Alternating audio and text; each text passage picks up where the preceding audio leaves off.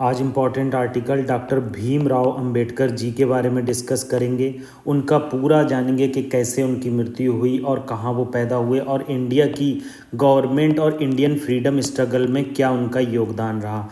PM कुसुम योजना के बारे में जानेंगे। पीएम कुसुम योजना रिसेंटली बहुत न्यूज़पेपर में थी और बहुत चर्चा में थी। और पीएम किसान योजना इंडियन एक्सप्रेस के फ्रंट पेज पर न्यूज़ आई हुई। देखो, पहला आर्टिकल फ्रंट पेज का जो रिलेटेड है उल्फा से रिलेटेड है।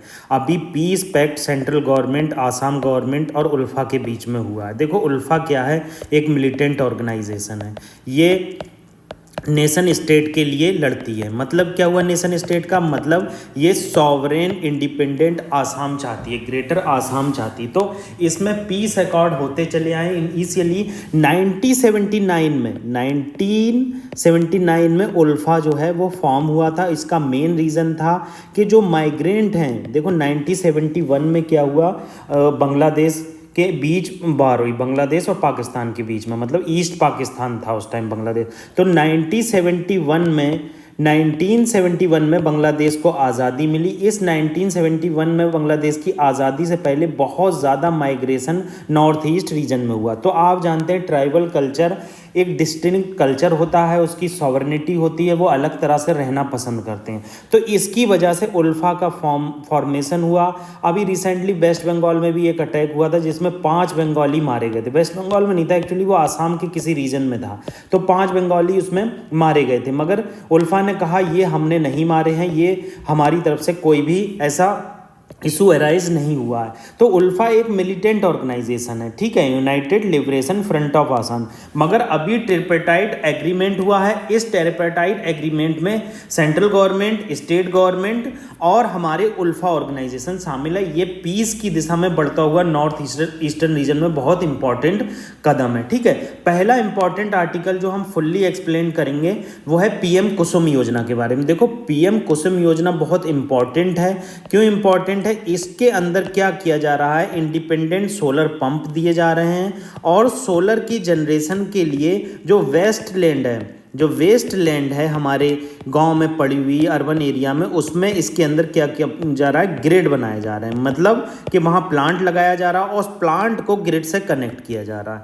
तो ये एक बहुत इंपॉर्टेंट स्कीम है जिसके बारे में आपको पता होना चाहिए। कंटेक्स्ट ये है, ministry of new and renewable energy ने अब तक 1,16,000 स्टैंड एलोन मतलब सोलर पंप बांट चुके हैं। सबसे इंपॉर्टेंट इसमें राजस्थान है, जैसे राजस्थान में सबसे ज़्यादा लगाए गए हैं। टारगेट है 2.5 लाख सोलर पंप बांटने का, ठीक है। अब एक्सप्लेन पेज पे देख लेते हैं। देखो, ministry of new and renewable energy ने इस योजना को 2026 तक एक्सटेंड कर दिया। आपको ये पता होना चाहिए पीएम कुसुम योजना की फुल फॉर्म क्या है, पीएम कुसुम योजना कब लॉन्च की गई, कब तक वो चालू होगी, क्या ये स्टेट स्पॉन्सर्ड स्कीम है या सेंट्रल सेक्टर स्कीम है, ये सब चीज़ें आपको पता होना चाहिए। देखो, प्रधानमंत्री किसान ऊर्जा सुरक्षा एवं उत्थान अभियान, पीएम कुसुम योजना की फुल फॉर्म में ही उसका एक्सप्लेनेशन है। प्रधानमंत्री किसान ऊर्जा सुरक्षा एवं उत्थान, मतलब किसान में जो ऊर्जा जाती है, मतलब वो अपने आप को इंजन से चला के खेतों में पानी लगाते हैं, कभी इलेक्ट्रिसिटी से पानी लगाते हैं, तो उनके बिल बहुत ज़्यादा आते हैं। अब आप पता ही है, स्मॉल और मार्जिनल फार्मर के पास इतना पैसा नहीं होता है जो लार्ज अमाउंट में लाखों का बिल दे सकें, क्योंकि जानते हैं आप एमएसपी जो मिलती है वो कंप्लीट एमएसपी नहीं मिलती है और गवर्नमेंट सारी क्रॉप एमएसपी की नहीं खरीदती है। देखो, अप्रॉक्स 23 क्रॉप पे एमएसपी डिसाइड होता है, 23 क्रॉप पे, मगर केवल 2 या 3 क्रॉप गवर्नमेंट के द्वारा या एफसीआई के द्वारा खरीदी जाती हैं। तो इनके बिल को कम करने के लिए, स्मॉल एंड मार्जिनल फार्मर को बेनिफिट पहुँचाने के लिए प्रधानमंत्री किसान ऊर्जा सुरक्षा एवं उत्थान अभियान को 2026 तक एक्सटेंड कर दिया गया है।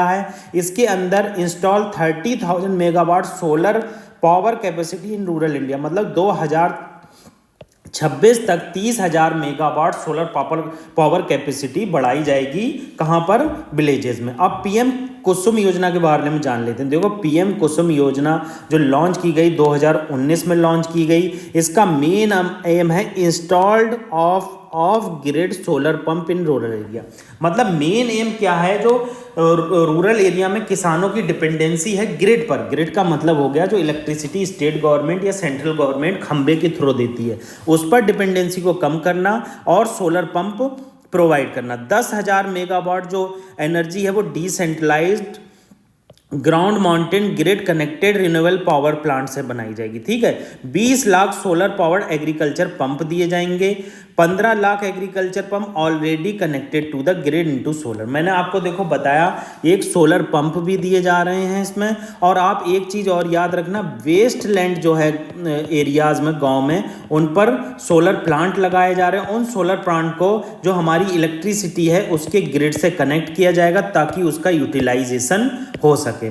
तो इस तरह से इसके ये कंपोनेंट थे। ऑब्जेक्टिव तो आपको पता ही है, ऑब्जेक्टिव क्या है कि रूरल एरिया में ज़्यादा से ज़्यादा सोलर एनर्जी प्रोवाइड करना, सोलर एनर्जी को हार्नेस करना और फार्मर्स को जो एनर्जी वो सोलर प्लांट के जरिए प्रोड्यूस कर रहे हैं उसे ग्रिड में बेचना और ग्रिड से कनेक्ट करना और स्टेट या सेंट्रल गवर्नमेंट को भेजना।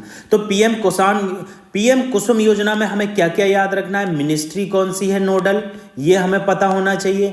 दूसरी इंपॉर्टेंट चीज़ कि कब ये लॉन्च हुई, लॉन्चिंग डेट आपको पता होना चाहिए। तीसरी इंपॉर्टेंट चीज़ कब तक एक्सटेंड कर दी गई है और इसके ऑब्जेक्टिव क्या हैं। ये 2-3 चीज़ें आपको पता होना चाहिए कोई भी स्कीम में। नेक्स्ट स्कीम के बारे में डिस्कस कर लेते हैं, प्रधानमंत्री किसान सम्मान निधि। बहुत इंपॉर्टेंट स्कीम है प्रधानमंत्री किसान सम्मान निधि। जब लॉन्च हुई थी फरवरी 2019 में, तो ये केवल जो पैसा दे रही थी वो 2 हेक्टेयर तक के पर्सन्स को दे रही थी। मतलब अगर आपकी ज़मीन 2 हेक्टेयर है या इससे कम है तो आपको पीएम किसान सम्मान निधि के अंदर आपको एक निधि मिलेगी। मतलब एक 4 महीने में 2,000 रुपये मिलेंगे और ईयरली आपको 6,000 रुपये मिलेंगे। देखो सबसे इंपॉर्टेंट चीज़ है इसकी eligibility, farmers family with cultivable area land. मतलब क्या है कि पहली बात एलिजिबिलिटी में फार्मर के पास एक एरिया होना चाहिए जो कल्टीवेबल हो। ठीक है, दूसरा फार्मर जो है बोथ अर्बन और रूरल एरिया दोनों में कवर किए जा रहे हैं। Income tax paying farmer, government employ, professionals, civil servant not eligible. ये 2-3 चीज़ें आप याद रख लेना। एलिजिबिलिटी बहुत ज़रूरी है आपको पता होना, क्योंकि पहले क्या थी, जब ये स्कीम लॉन्च हुई थी तो 2 हेक्टेयर तक के लोगों को पीएम किसान सम्मान निधि मिलती थी। मगर इसकी जो ये 2 हेक्टेयर की जो बाउंडेशन था इसको रिमूव कर दिया गया और इसको रिमूव करने के बाद 2 हेक्टेयर की लैंड की जगह पर जिसके पास लैंड है, चाहे 8 हेक्टेयर है, चाहे 10 हेक्टेयर है, चाहे 5 हेक्टेयर है, उनको जो है पीएम किसान सम्मान निधि मिलने लगी। आइडिया क्या, आइडिया इसमें देखो सबसे इंपॉर्टेंट आइडिया ये है, जो स्मॉल और मार्जिनल लैंड फार्मर्स होते हैं उनके पास इनपुट खरीदने के लिए इतने पैसे नहीं होते हैं कि वो इनपुट तुरंत खरीद सकें। तो इससे क्या होता है, मनी लेंडर बहुत ज़्यादा बढ़ जाते हैं और मनी लेंडर को बहुत ज़्यादा इसमें फ़ायदा मिलता है। इस चीज़ को जो मीडिएटर हैं इनको रिमूव करने के लिए और किसानों को प्रोटेक्ट करने के लिए ये स्कीम लाई है। ड्रॉबैक क्या है इसमें, सबसे बड़ा ड्रॉबैक ये है, ये टीनेट और शेयर क्रॉपर्स को पैसा नहीं मिलता है। मतलब अगर आप किसी के खेत में जाकर खेती उगाई पर लेते हैं, टीनेंट्स हो गए, ठीक है, टीनेंट्स बनते हैं या शेयर क्रॉपर है, मतलब आपने कहा कि हम आपके साथ खेती करना चाहते हैं, आप हमें जो है इतनी लैंड दे दो, तो इनको भी नहीं मिलेगा। तो केवल ये only targeted land owning farmers, ये इंपॉर्टेंट है।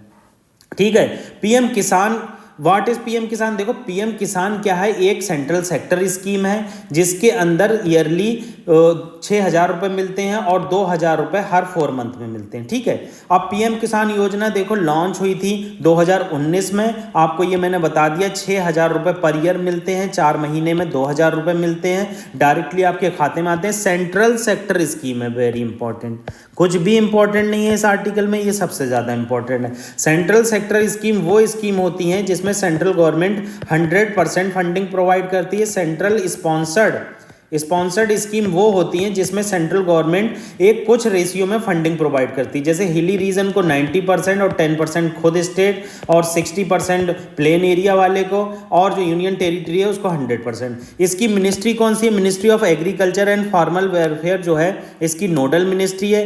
बेनिफिशरी कैसे आइडेंटिफाई किए जाएंगे, बहुत इंपॉर्टेंट पॉइंट है ये जो है, आइडेंटिफिकेशन स्टेट और यूटी गवर्नमेंट पर छोड़ दिया गया है, वो किस तरह से बेनिफिशरी को आइडेंटिफाई करेंगे, कैसे क्राइटेरिया डेवलप करेंगे। ऑब्जेक्टिव आपको पता ही है कि इनपुट कॉस्ट, इनपुट्स खरीदने में जो फार्मर और स्मॉल एंड मार्जिनल फार्मर्स हैं उनको बहुत ज़्यादा परेशानी होती है, क्योंकि उनके पास फाइनेंशियल रिसोर्सेज इतने नहीं होते हैं। तो इससे क्या होगा, डायरेक्ट जो बेनिफिट ट्रांसफर स्कीम के थ्रू उनको पैसा मिल जाएगा। ठीक है, तो ये हमने पीएम किसान सम्मान निधि के बारे में जाना। इसे पीएम किसान शॉर्टकट में कहते हैं इस स्कीम को। इसको लॉन्च किया गया था 2019 में, आपको पता होना चाहिए। नोडल मिनिस्ट्री पता होना चाहिए, ministry of agriculture and farmer welfare. Objective क्या है पीएम किसान सम्मान निधि का? 2 हेक्टेयर लैंड की जो बाउंडेशन थी वो रिमूव कर दी गई। ये सब आपको चीज़ें पता होना चाहिए, जो बेसिक चीज़ें हैं। ये बहुत इंपॉर्टेंट आर्टिकल था जो हमने डिस्कस किया। नेक्स्ट आर्टिकल महापरिनिर्वाण दिवस के बारे में। देखो, हमारे अंबेडकर साहब की पुण्यतिथि जो है इनकी 6 दिसंबर को मनाई जाती है, मतलब 6 दिसंबर को इनकी डेथ हुई थी। तो इनके बारे में बेसिक चीज़ें डिस्कस कर लेते हैं जो हमारे एग्ज़ाम के लिए बहुत इंपॉर्टेंट है, क्योंकि ये फादर ऑफ आवर कॉन्स्टिट्यूशन है, या फादर ऑफ इंडियन कॉन्स्टिट्यूशन। इनका जन्म 14 अप्रैल 1891 में महो एक एरिया है सेंट्रल प्रोविंस में, वहाँ हुआ था। अब वो मध्य प्रदेश के अंदर आता है। कब जन्म हुआ था? 14 अप्रैल 1891 में। ठीक है, अंबेडकर साहब का। अंबेडकर साहब एक सोशल रिफॉर्मर थे, जूरिस्ट थे, इकोनॉमिस्ट थे, ऑथर थे, पॉलीग्लॉट ऑरेटर थे और स्कॉलर ऑफ कंपैरेटिव रिलीजन, मतलब स्कॉलर भी थे। ठीक है, 1916 में क्या हुआ, इन्हें डॉक्टरेट डिग्री प्राप्त हुई कोलंबिया यूनिवर्सिटी से, और ये ऐसे फर्स्ट इंडियन बने जिन्हें बाहर से डॉक्टरेट डिग्री मिली 1900। फादर ऑफ इंडियन कॉन्स्टिट्यूशन इन्हें कहा जाता है अंबेडकर साहब को, और इंडिपेंडेंट इंडिया के फर्स्ट लॉ मिनिस्टर थे। सब इंपॉर्टेंट चीज़ें हैं, चाहे आप इसे नोट कर लें, चाहे आप अगर उसको PDF चाहिए तो मैं आपको टेलीग्राम चैनल पर दे देता हूँ। रिलेटेड इन्फॉर्मेशन क्या है, इन्होंने एक न्यूज़पेपर स्टार्ट किया था जिसका नाम मूक नायक था। ये 1920 में स्टार्ट हुआ था। इसका मेन एम था कि दलित लोगों को पॉलिटिकली मोटिवेट करना, उनको ऑर्गेनाइज करना और उनके लिए उद्धार का काम करना। इन्होंने फाउंड की बहिष्कृत हितकर्णी सभा 1923 में। ये क्या करती थी, इस एजुकेशन को स्प्रेड करती थी और जो डाउन ट्रॉडेड हैं उनके अंदर कल्चरली रिच हेरिटेज डेवलप करती थी। ठीक है, साइमन कमीशन जो आया था 1925 में, तो इन्होंने बॉम्बे प्रेसिडेंसी को रिप्रेजेंट किया था। देखो, साइमन कमीशन का विरोध क्यों हुआ था, आपको पता होगा। इंडिया में साइमन कमीशन के आने पर लाला लाजपत राय पर लाठीचार्ज हुआ था, और लाठीचार्ज में साइमन कमीशन के दौरान उनकी डेथ हो गई थी। तो उन्होंने कहा था ये जो लाठी मेरे ऊपर लगी है इसका बिगेस्ट ब्लो होगा और आप इंडिया छोड़कर जाओगे। ठीक है, तो इसमें साइमन कमीशन में डॉक्टर अंबेडकर नहीं थे। अगर क्वेश्चन आ जाए कि डॉक्टर अंबेडकर साहब साइमन कमीशन की कमेटी में, तो गलत हो जाएगा। इन्होंने बॉम्बे प्रेसिडेंसी की जो कमेटी है उसको रिप्रेजेंट किया था। ये चीज़ अलग है, वो चीज़ अलग है। ये क्वेश्चन मैं देख चुका हूँ इसलिए आपको बता रहा हूँ। ठीक है, महाद सत्याग्रह इन्होंने एक ऑर्गेनाइज किया था 1927 में। ये क्या था, जो रिग्रेसिव कस्टम है, मतलब दलित लोगों को मंदिर वगैरह में जाने नहीं दिया जाता था, कुएं का पानी पीने नहीं दिया जाता था। इस महाद सत्याग्रह के अंदर क्या किया गया कि दलित लोगों को कुएं के पानी पीने के लिए अलाउ किया गया और ये सत्याग्रह ऑर्गेनाइज हुआ। कालाराम टेम्पल मूवमेंट 1930 में हुआ। सेम ऐसे ही था कालाराम टेम्पल मूवमेंट, ये दलित मूवमेंट था, क्योंकि did not allow Dalit to enter the temple premises, मतलब टेम्पल के प्रीमाइसेस में दलित को इंटर नहीं किया जाता था। इन्होंने जो 3 राउंड टेबल कॉन्फ्रेंस हुई थी उसमें तीनों में पार्टिसिपेट किया। आपको मुझे बस इतना बताना है कि कांग्रेस ने किस राउंड टेबल कॉन्फ्रेंस में पार्टिसिपेट किया था। अगर आप ये मुझे बताते हैं तो मैं कमेंट बॉक्स में आपका जवाब ज़रूर दूंगा। और अगर आपको कोई भी हेल्प की ज़रूरत है तो आप मुझे @WASI-34 पर कांटेक्ट कर सकते हैं। 1932 में पूना पैक्ट हुआ। पूना पैक्ट होने के पीछे रीज़न क्या था? सेपरेट इलेक्टोरेट मिल चुका था दलित लोगों को। देखो, सेपरेट इलेक्टोरेट क्या होता है कि पर्टिकुलर एरिया है जहाँ दलितों का है या चाहे मुस्लिम है, तो वहाँ पर केवल दलित लोग केवल दलित को ही वोट दे सकते हैं, मुस्लिम लोग केवल मुस्लिम को ही वोट दे सकते हैं। देखो, ये कम्युनल अवार्ड 1909 में आया था शायद, 1909 में आया था शायद, अगर मैं कंफर्म हूँ, थोड़ी गलती हो सकती है मुझसे। तो उस टाइम पर ये जब आया था तो इसे कम्युनल अवार्ड कहा गया था। क्यों? सेपरेट इलेक्टोरेट में क्या होता था कि मुस्लिम लोग मुस्लिम ही कैंडिडेट को चुनेंगे और उनके रिप्रेजेंटेटिव गवर्नमेंट में जाएंगे और उनके वेलफेयर के लिए काम करेंगे। मगर क्या है, रिजर्व सीट में ऐसा नहीं होता है। रिजर्व सीट में क्या होता है कि आपकी सीटें रिजर्व कर दी जाती हैं और आप उस एरिया से क्या है, आप उठेंगे और भी कैंडिडेट उठ सकते हैं, मगर जब अगर आपका नंबर है तो केवल आप उठेंगे और वोट उसमें सब दे सकते हैं, केवल दलित वोट नहीं दे सकते हैं। तो ये रिजर्व सीट है। रिजर्व सीट का कॉन्सेप्ट और सेपरेट इलेक्टोरेट का कॉन्सेप्ट अलग अलग है। नहीं समझ में आया तो कमेंट बॉक्स में बताइए, मैं आपको दोबारा से समझाऊंगा, ठीक है।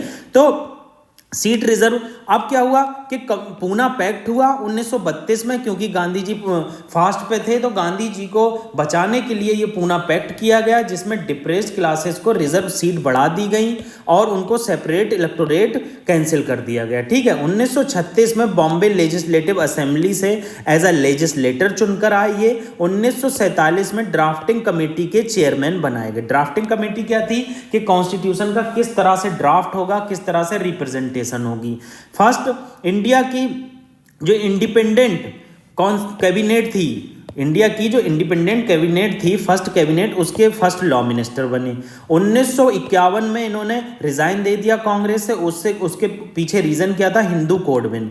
हिंदू कोड बिल में रिफॉर्म लाने की जरूरत थी, मगर अंबेडकर साहब की बात नहीं मानी गई, तो इसलिए उन्होंने रिजाइन दे दिया। 1956 में कन्वर्ट हो गई ये बुद्धिज्म में और 6 दिसंबर 1956 में ये डेथ हो गई इनकी, ठीक है, ठीक है। 1990 में भारत रत्न मिला और चैतन्य भूमि जो मेमोरियल है बी आर अम्बेडकर का, जो दादर मुंबई में स्थित है। इंपॉर्टेंट वर्क ये आपको याद होना चाहिए। न्यूज़पेपर मूक नायक स्टार्ट किया, एनिहिलेशन ऑफ कास्ट एक बुक लिखी, द अनटचेबल बुक लिखी, बुद्धा और कार्ल मार्क्स बुक लिखी, Buddha and his Dhamma policy लिखी, ठीक है।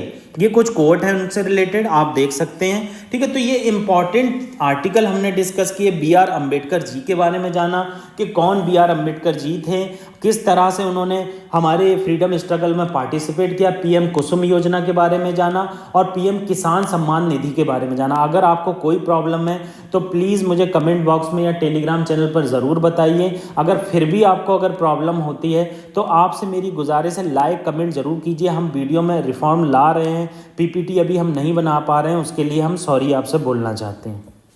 Thank you very much.